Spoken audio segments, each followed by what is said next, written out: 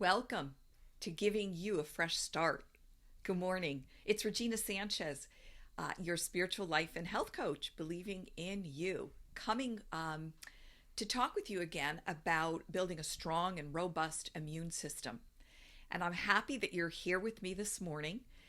I have my cup of tea with me. Right now, I'm drinking English breakfast tea, which is my all-time favorite tea, my must-have tea every morning.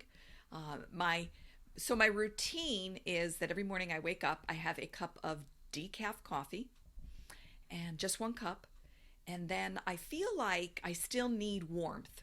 I still need something warm, so that's where my habit of going to my English breakfast tea. So I have like one, sometimes two cups of that before I venture down drinking water. So if you want to just put the video here on pause for a minute to go get yourself a cup of tea, a cup of coffee, or a glass of sparkling water, or just regular water with a little splash of lemon to enjoy this teaching, go ahead, put it on pause and come on back. So today, the topic that I want to talk about is preservatives, additives, flavorings, and flavor enhancers. I want to get into right now, moving forward, about the things that we're putting in our body, and it can feel very overwhelming, and it's massive. I'm not going to deny it. But I'm going to break it down in bite-sized pieces so that you don't feel overwhelmed. And what I recommend that you do with each of these teachings is, start where you can start and do what you can do. You don't need to make every single change that I go into, to its fullness. Just start what you can start with and make those changes that you can make with, and make those easy changes. So then you can feel like you've got some success in your life. Don't start with the very hardest thing that you think, oh my God, this is going to be so hard for me to do. Don't go there. Don't start there. Start with the area that would be the easiest thing for you to implement. Then you'll start feeling like you accomplished something, that you were successful in something, and then you can continue to move forward. The topics that I'm going to talk about, it's extensive, and I'm giving you a download in the description below where you can go and get the actual PDF copy of all that I'm teaching you right now, so that you can go back and reference it, because there's going to be a list of lots of chemicals, and I'm not going to read through them right now in this teaching. It would just take too long. There's just too many. But, it's something for you to be aware of and recognize. So why do I start in this area? Well, I think I've had so much experience in this area when it comes to, preservatives, additives, and flavorings. And a little bit of a background, let me give you in reference to how I came about to be more aware of what's, being put in our foods, what the food manufacturers are putting into our foods that's actually destroying our food system and making it non-nutritious. So years ago, so my son right now is 27 years old, so he was about 18 months old, developed night terrors. I mean, I didn't know what it was. I thought at the time that he maybe had an ear infection, because he would wake up in the middle of the night screaming. And I'd have to go in and get him and, calm him down, soothe him, and, put him back to bed. But this was happening night after night. So I brought him to the pediatrician, and he, did not have ear infections. His ears were fine. He had night terrors. So I asked the pediatrician, okay, what do I do? And he said, no worries, he'll outgrow it. And I thought, really? That is your answer for something that my little 18-month-old baby is going through night after night? He'll outgrow it? How long? I just was baffled, but I didn't know what to do. So, I proceeded night after night having to deal with this. Finally, it was a Saturday night. I think I was up every 45 minutes dealing with this. And so the next morning, I was at church, and I said to my daughter, who was maybe 7 or something at the time, let's go up to the pastor and let's go get some prayer for Joseph. And so lo and behold, God is good. We went to a pastor to pray for us that was dealing with the same thing in his family. So he understood, and he told me that yes, we're dealing with this with our daughter, and that was it. I mean, that's all he basically said. He prayed, and we moved on. But I thought, I need to speak to his wife. So I called his wife later on that day, and she told me about the Feingold Diet. So if you're not familiar with Dr. Feingold, started the Feingold Institute many years ago. I'm not sure how long ago. He has since passed, but the Feingold Institute still lives on. So it exists, and they carry on his work. But what Dr. Feingold found with much of his research dealing with his pediatric patients was that ADD, ADHD, hyperactivity, night terrors, chronic ear infections, things of that nature stemmed from preservatives, additives, and food coloring. So it was quite intriguing, and I had a very nice conversation with the woman from the Institute. I did sign up for their newsletter and their program, and I was sent a book that, was a good 1/2 inch to 3/4 of an inch thick, that gave me all the approved foods that they have researched in the Institute to see whether there was food coloring, additives, or preservatives, and that were acceptable for his diet. And they would periodically change that list and send, an announcement or a newsletter, because the food constantly changes. And that's, was another time in my life where I really began paying more and more attention to food labels. And, the interesting thing that I discovered in this conversation with this woman was, I said to her, my son is eating baby food. What can be so bad with the baby food?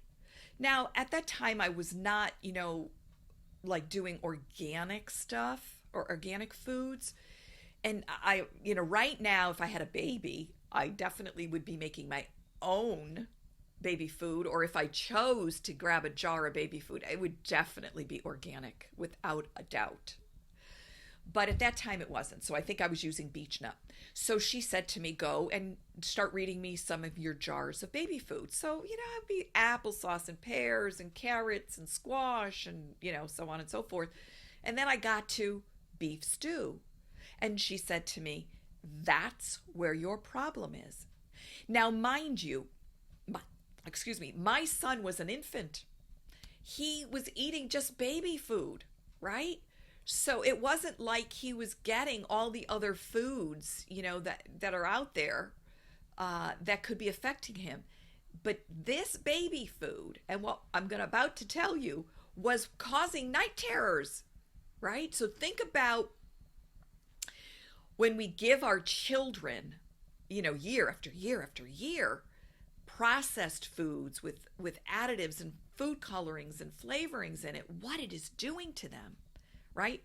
Just this, how long he was on baby food, I don't know, maybe 18 months, no, maybe longer than that, maybe a year, I'll give it a year. And this beef stew was causing night terrors in him.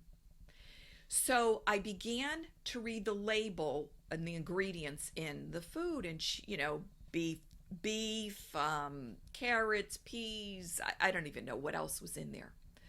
But when I got to egg noodles, she stopped me and she says, that's the problem. I said, egg noodles is the problem? She said, yes.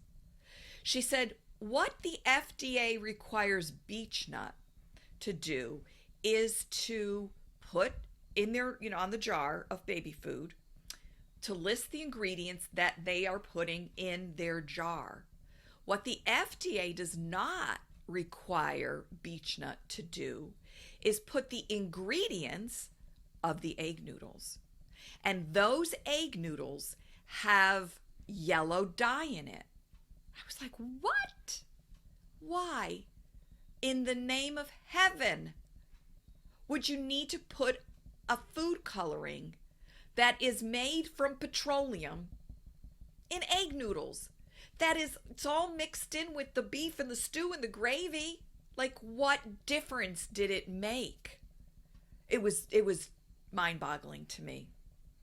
So that's when I became, so much more aware of how, number one, the FDA is totally dishonest in what they do. They do not reveal the full truth of things, and they allow these food manufacturers to totally sabotage our food and create food that is harmful for us. Okay? So honestly, I so encourage you to stay away from processed foods. I can't say it, enough. But anyway, why?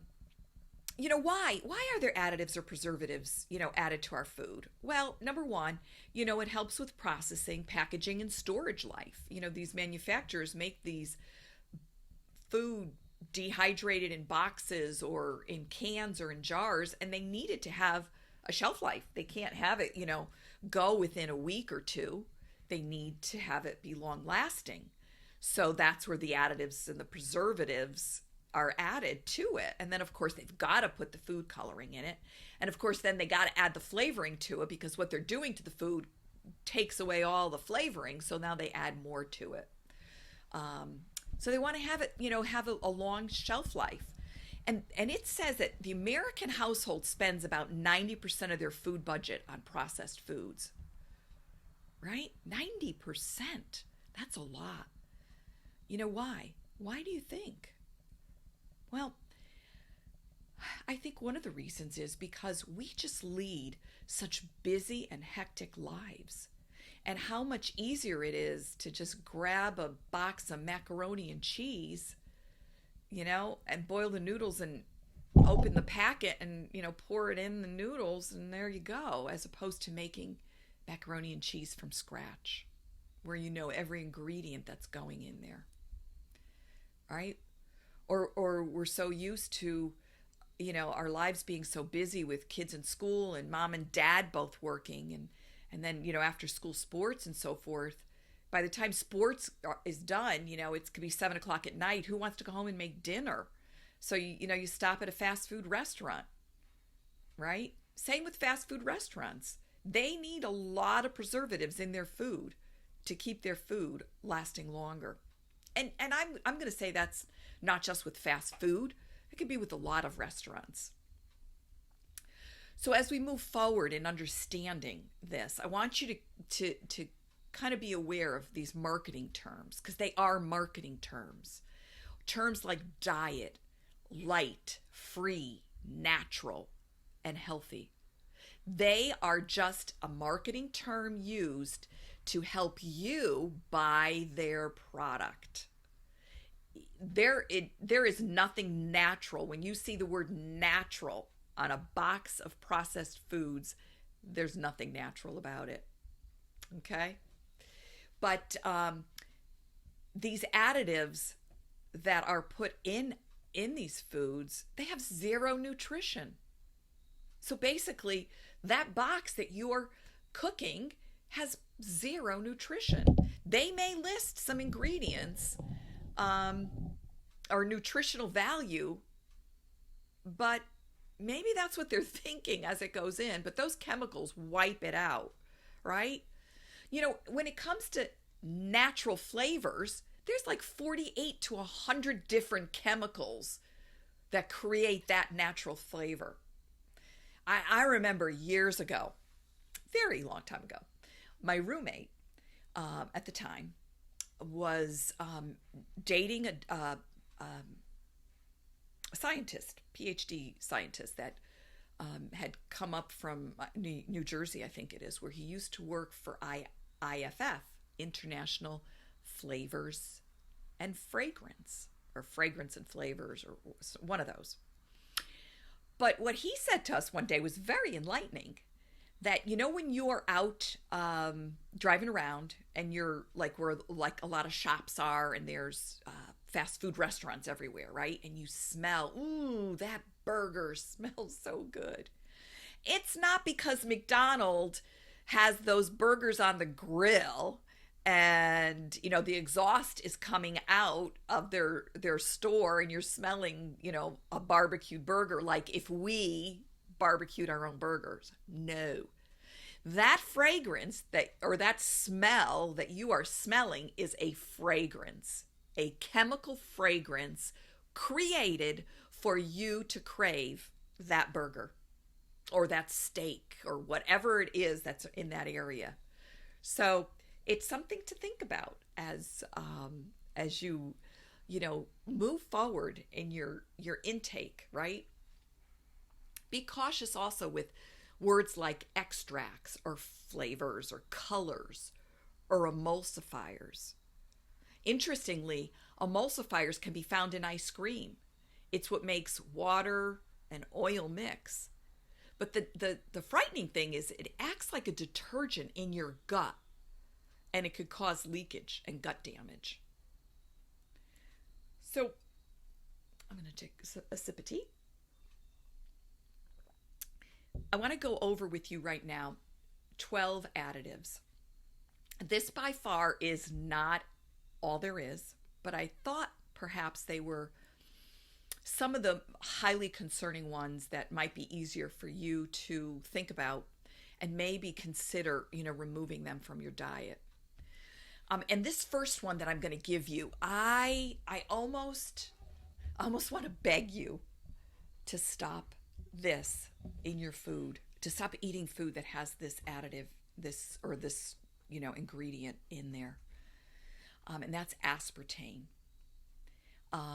I can't stress enough how dangerous this specific chemical is to your body, right?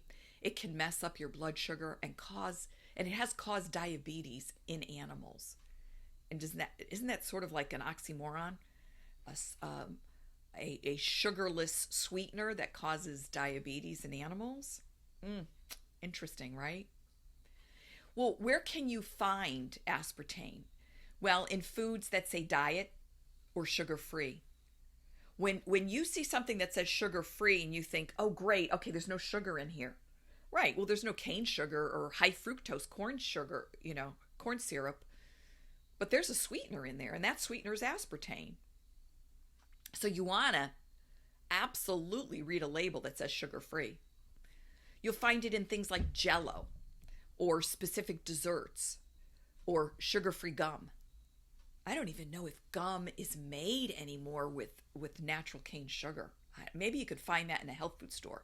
But I think in your average, if you go into your average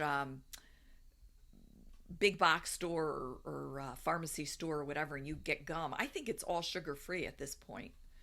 I don't know. I'm not a gum chewer. I don't know. I haven't chewed gum in many years. Drink mixes, right? Or you'll find aspartame on top of a table in a restaurant, because you'll have your little packet of sugar, regular sugar, cane sugar, or raw sugar, and then you have your sweet and low, and whatever other sweeteners they use out there.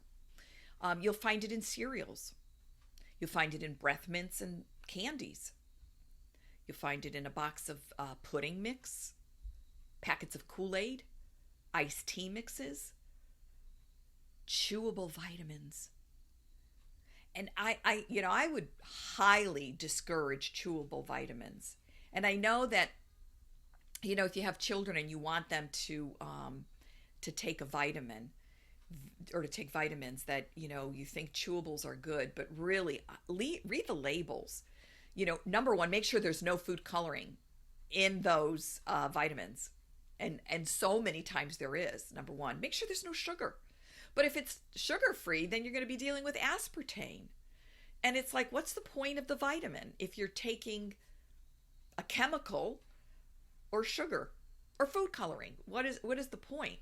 I know it's hard for children probably to swallow vitamins, especially a lot of vitamins are so big. they're almost like horse pills. So how can you expect a child to take it? But there's creative ways that you can give them their multivitamin if you feel like they need that. Get a capsule, pour the capsule in a little smoothie or something. Or one of the things my mom used to do when I was little, because I for many years had a hard time swallowing a pill. And in those days when we were sick, we had aspirin, right? And we did have baby aspirin, so we would chew that. But when we needed adult aspirin, she would literally take 2 spoons and she'd put the 2 little aspirins on the spoon and take another spoon and crush it until it became like a powder. And then she'd put a little dollop of jelly on it and mix that and then give us the spoon. And that's how I took my vitamins. I'm sure the jelly had sugar in it. But that's a way, to help your children if you feel like your children need vitamins. Really, children shouldn't need vitamins, but if you feel like they need them, then, that's another way. Toothpaste. Watch your toothpaste. Your toothpaste probably has aspartame in it. So I would be very cautious with that. Or another area could be your cough syrup. If you're taking cough syrup, just read the ingredients. So why should we avoid aspartame? Well, number one, it's a neurotoxin and it is carcinogenic. It can harm your short-term memory. It can cause brain tumors, lymphoma, diabetes, MS, right? If someone is diagnosed with MS, like early stage MS, and they're on, drinking diet sodas and everything, I'm not a doctor, but I'm telling you, get off the diet, get the aspartame out of your system, and let's see if that MS goes away. Because they're saying, there are studies out there that say aspartame or these chemical sweeteners can mimic MS. Can also cause Parkinson's, Alzheimer's, fibromyalgia, chronic fatigue, depression, anxiety attacks, dizziness, headaches, nausea, mental confusion, seizures, and even weight gain. Isn't that crazy? Right? You think you're not having sugar, so why would I gain weight? Well, because it confuses your brain, number one. Number two, when you eat food or drink something that's got this chemical in it, your body is going, oh, I need nutrition. I need something to drink. I need something to eat. It actually increases your appetite. Pay attention to the people that order Diet Cokes. Most of them are overweight. So I can't stress highly enough to remove this chemical from your diet. All right, let me move on. The next one I want to talk about is high fructose corn syrup. Why or where would we find this?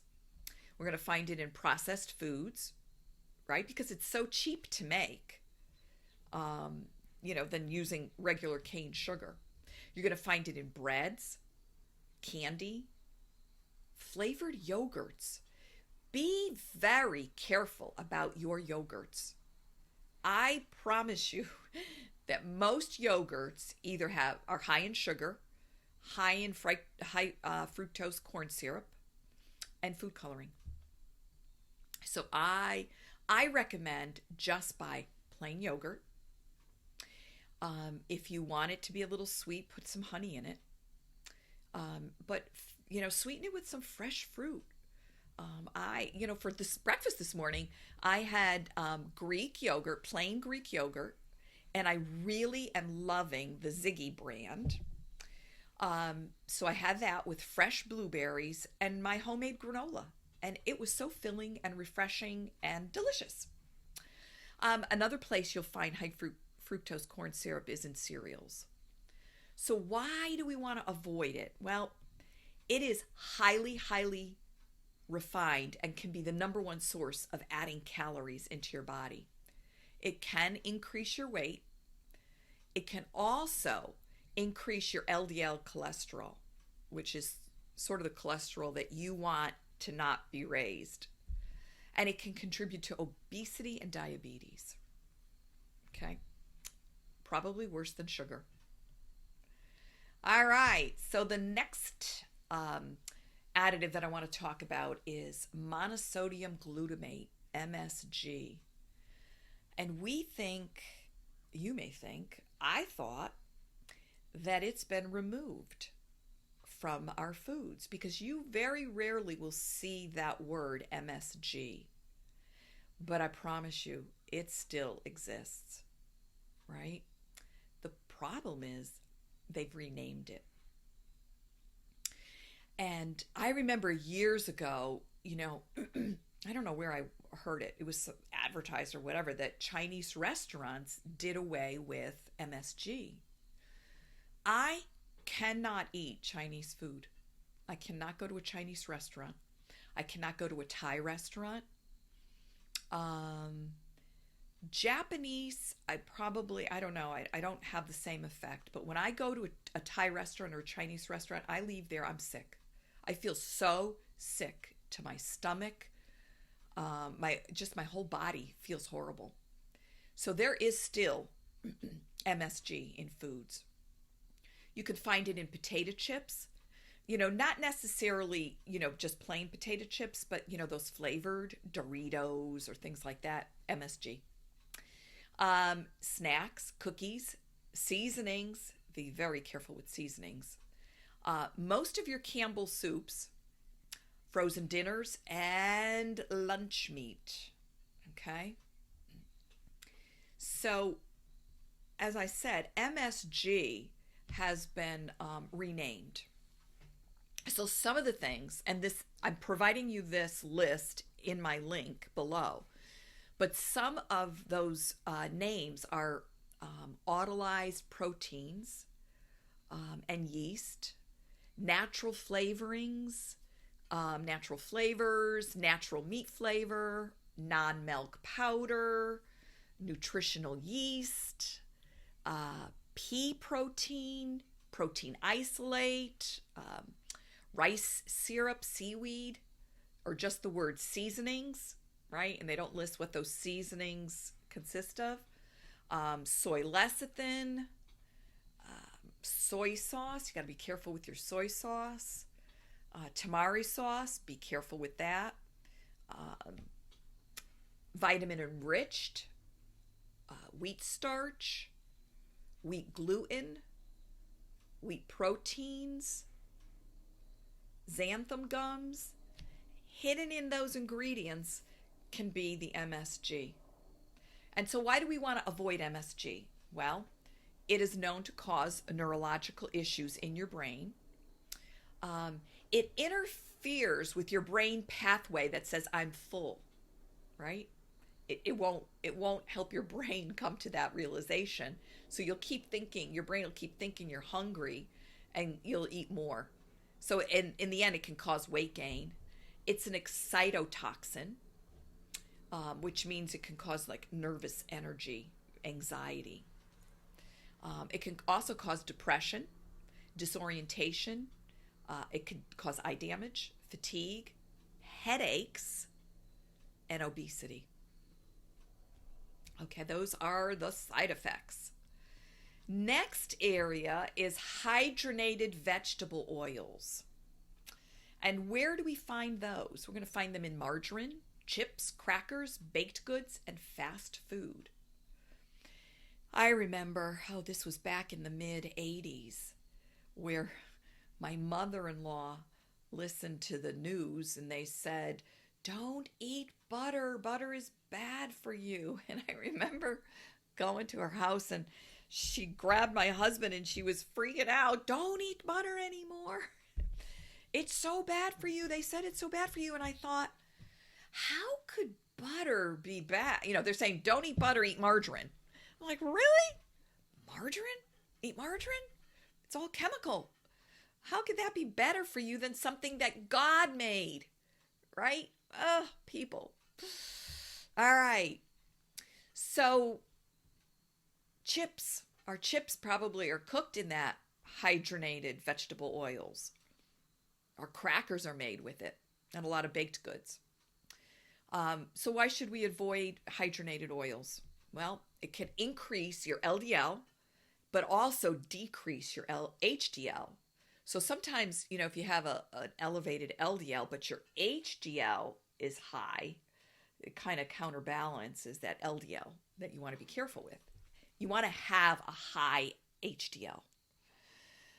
It can increase the risk of heart attacks, heart disease, or other health problems. We did damage to people and to our society by telling people to go on low-fat diets and to eat these vegetable oils. Number one, the way they're processed, just their processing is toxic, let alone what we're then, taking in after that. What are some good oils? You want to get a pure olive oil. You want to use coconut oil. And you want to use avocado oil. Those are three good oils to use. Now, olive oil isn't necessarily good for high heat, cooking. Maybe some sautéing or whatever. But if you're going to have something that's cooked on a higher heat, maybe you want to go then to coconut oil or avocado oil. They cannot get sort of defaced from the high heat. All right, next area. We want to talk about food coloring or food dyes. And understand, friends, that those, Blue Lake 5 or Yellow Dye 6 or whatever their numbers are, I don't even know at this point. Understand that those food coloring come from petroleum. So think about, is that healthy really to be putting in our bodies? So where do we find those food colorings? Well, maraschino cherries, candies, baked goods, even fruit cocktail. Cherry pie mix. It's got red dye number 40 probably. American cheese. Processed macaroni and cheese. You're going to find food coloring in those products. And just go in your pantry right now and pull out some boxes of processed foods and just read the ingredients. It should horrify us. So why do we want to avoid food coloring? Well, it could contribute to behavioral problems like ADD, ADHD, hyperactivity, night terrors, like I said about my son. It could lead to the reduction in an IQ. It has been shown in animals to link them to cancer. And Feingold is interesting. They've done studies and they showed children. They had samples of children's writing, like a second grade or third grader, their penmanship, prior to getting off of these additives, preservative, and food colorings. And then once their body detoxed, what their writing was like and how better they did in school. To me, putting a child on Ritalin is just heartbreaking. Before you consider something like that, why don't you change their diet and see if there's a change in them? Then maybe consider that drug. But, don't be putting them on that chemical drug and still allowing them all those chemicals in their body. We as a society just have got to come to terms with what we have been eating has not been good for us. All right, next chemical I want to talk about is sodium sulfite. And where do we find that? Well, I've got two food groups here, dried fruit and wine. And it, works as a preservative. And they say that about 1 in 100 people are sensitive to it, according to the FDA. But some of the side effects that you could get from it is asthma-like symptoms, headaches, breathing problems, and even skin rashes. So, look at your packaged dried fruit and see if you find that ingredient in it. What is your option? Buy a dehydrator dry your own fruit. It's fun. The kids would love it. Next ingredient, sodium nitrate. That's what turns meat that bright red. So where do we find that? Well, we're going to find it in cold cuts and hot dogs, bacon, corned beef, some smoked fish, or processed meats. Be careful about, sandwich meat that you buy. And I know it's the easy thing to give kids for lunch at school, to make them a sandwich. But really, I caution you by the lunch meat that you buy, really ask to look at the packaging. I've done it a number of times. I've even done it at Whole Foods where I've said, can I see the package of, that ham? And I'll look at the ingredients. And sometimes even at Whole Foods, I'm going to see something like natural flavoring. And I know right away there's MSG in it. And so I'll stay away from it. What are your options? Roast a turkey and slice it and then make sandwiches from that, or roast a roast beef, or make a ham and then slice that. Even freeze it. What I used to do for my son when he was in school was I'd buy cold cuts, and a lot of times Whole Foods would actually roast a roast beef, and I would buy, a bunch of roast beef, but it wouldn't last long because it didn't have the preservatives in it. So I would package, I'd wrap up in some wax paper, enough slices for him to make a sandwich. And I'd individually wrap those, and then wrap it again and stick it in a freezer bag, stick it in the freezer. And the night before school, we would take out a package, put it in the refrigerator, and by the next morning, it was defrosted, and we could make a sandwich. So, there's ways around it. Does it feel like a little more work? Maybe, right? But it just ends up becoming a way of life, and it's not that hard. But just think about the results that you're going to have, and the health that you're giving your family and yourself. Okay, so why do we want to avoid sodium nitrates in our food? Well, number one, it's highly carcinogenic once it's in your digestive system. And once it gets in there, it can form different nitrosamines compounds that get into your bloodstream. And then once it's in your bloodstream, it can start creating havoc on your internal organs like your liver and your pancreas, and probably making it hard for your liver to detox it. It's also linked to many cancers. So something to highly consider, staying away from. Next chemical ingredients that I want to talk about are BHA and BHT. And they're used to keep foods from changing color, flavor, or going rancid. And where do we find it? Well, we find it in preservatives, in chips, gum, cereal, enriched rice. Enriched is the word you want to let trigger for you. Anything enriched is probably not enriched with what you want to put in your body. Lard, shortening, candy, Jell-O, frozen sausages. And a lot of times nitrates have been renamed, okay? And listen how clever they are. Being renamed to rosemary extract. Who would think that would be bad?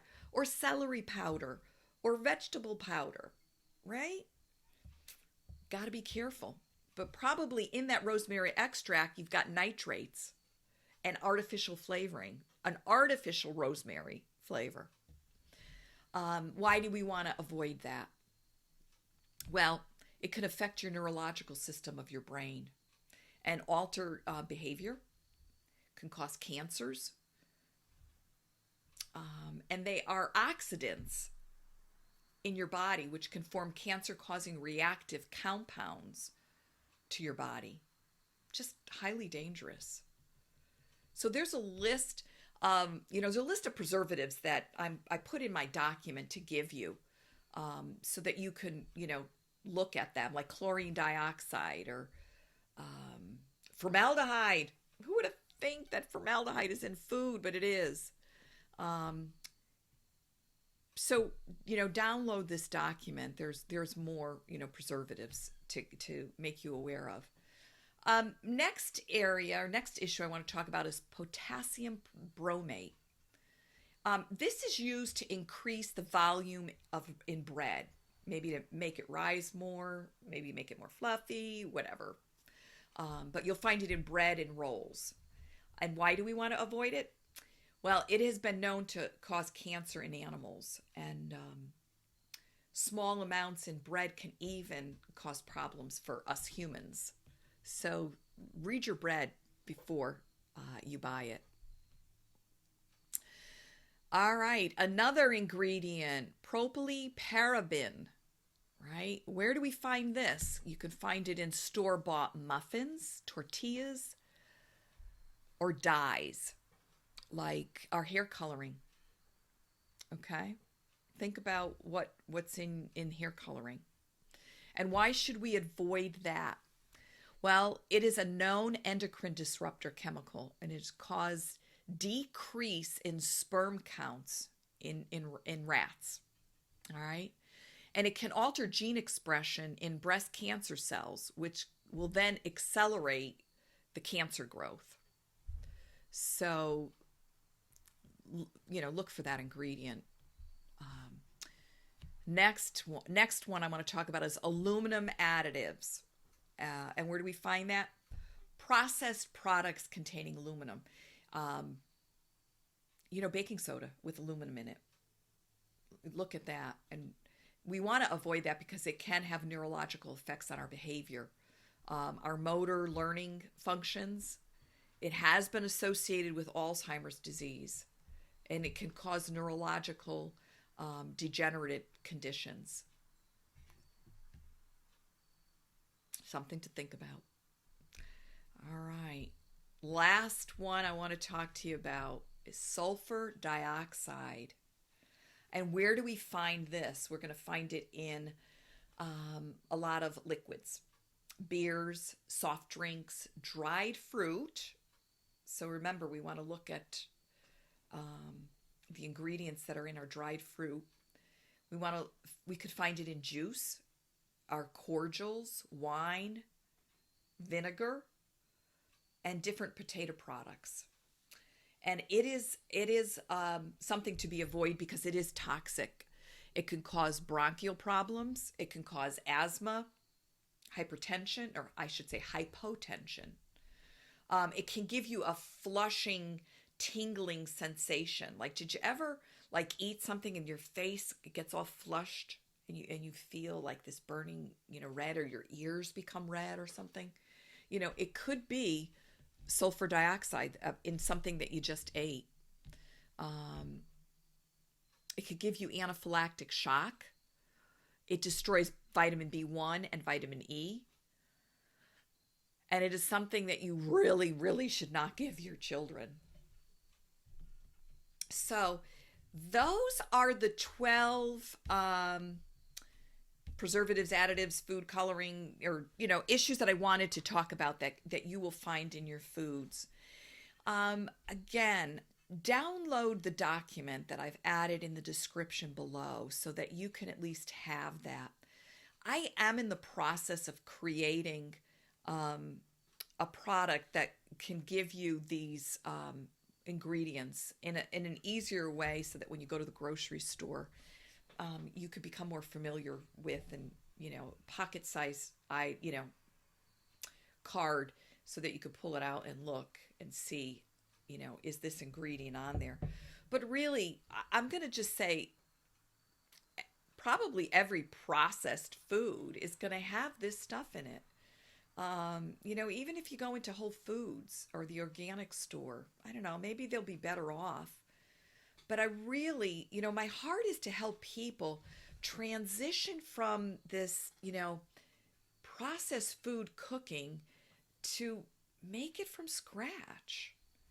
It does take a little more time, but the end result is so much better for your health, well-being, for yourself and for your family. I just, it's been a process for me. It's been a transition for me. It's taken, a number of years for me to make a lot of my changes. But it's been so worth it. For me, I try to cook everything from scratch. I really do. And this is not in any way, trying to pat my back and make anybody feel that I'm better than anyone else. But I take time every day to cook myself a homemade dinner. I do, and it's just me. I'm only cooking for me now. And I may make, more than I need for that meal, and so I have some leftovers. Or, I have a little bit of lunch the next day. But I cook everything from scratch. I do not ever open a box of anything and make it. If I want a cake, I make it from scratch. You get a box of cake mix, and what are you going to add? You're going to add some ingredients. Well, why not just do the whole thing from scratch, right? You're going to have to measure the flour, right? You're going to have to measure the sugar. Maybe the box of cake mix, contains the flour, sugar, and preservatives to keep that flour and sugar from going rancid. Or the packaging that the flour and the sugar is in may have that BHA preservative around it to keep it from going rancid. So why not just scoop out the flour that you buy, right? Or the sugar that you're going to use, or whatever you need, and then add the eggs and the rest of the ingredients, right? It's not that hard. It really isn't, but it just takes a mind shift, and it takes a decision, and I personally had a health decision that transitioned me in that pathway. And then, a number of years later, I had that issue with my son that really just anchored me down with really reading the labels and really staying away from these ingredients.